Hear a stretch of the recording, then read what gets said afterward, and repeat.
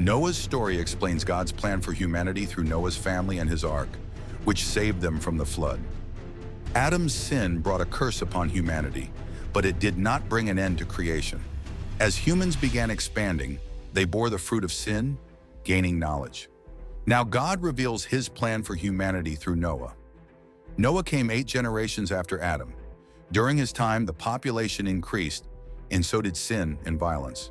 Throughout those days, God saw very few people who worshiped him with a pure heart and led righteous lives.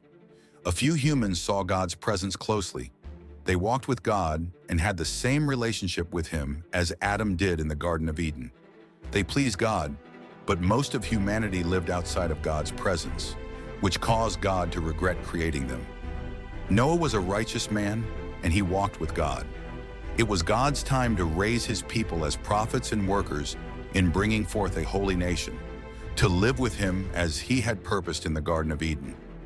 God chose Noah and told him to build an ark, procuring food and necessities for his family and the animals that would be with them in the ark. God told Noah that there would be a flood 120 years from then and instructed him to prepare. God wanted to cleanse the people's sins and establish faith and holiness among those who sought him. It was God's plan to create a holy nation. Noah and his family believed God and obeyed his command.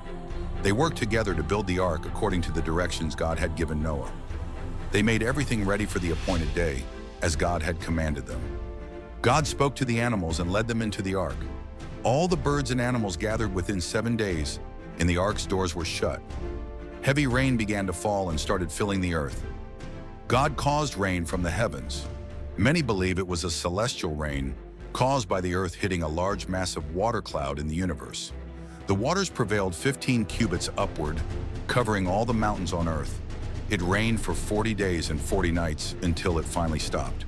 The ark rested upon the mountains of Ararat 5 months after the rain had begun. Water levels decreased within 3 months after the ark had come to rest on the mountain. Noah and his family spent 8 months inside the ark. Noah sent out a raven, which roamed the earth, seeking life. After a few days, he sent out a dove, but it returned with no news.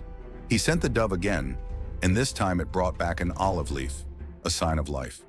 The way God chose Noah follows the same pattern as how he created the Garden of Eden. Noah's ark is symbolically seen as another Garden of Eden, surrounded by trees and animals. It shows that God wanted to bring his people, those who sought him, back to Eden again, to live with him. But humanity had not yet overcome death. As the fruit of sin still persisted, Enoch ascended to heaven as he walked with God, transformed by God into a heavenly being. For humans to become heavenly beings, as God had created them in the beginning, they must attain salvation from sin and overcome the curse and death that came from eating the fruit of the knowledge of good and evil. No human can achieve this by their own strength, for the earth is cursed and filled with death.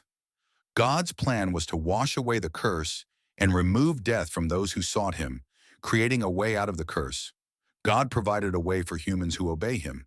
He made a covenant with Noah, giving conditions for humanity to live by, through which they could demonstrate obedience to God in their lives. Since humans had submitted to Satan, sin ruled the world. This was God's way of cleansing sin from the earth and establishing a holy nation. Human obedience to God and remaining in his presence is the way to life. It was a new beginning with a plan for redemption. Noah's obedience became the bridge to a new way of life and human existence. Now humanity had a choice between good and evil, not an instant transformation, but a gradual process throughout life, allowing space for God's Spirit to prepare them to be eligible for heaven again. The reason for assigning time to this process was for humanity to grow, fulfill the earth, and subdue it according to the path they chose, based on the knowledge of good and evil. Those who seek God will be rewarded for their faith with eternal life.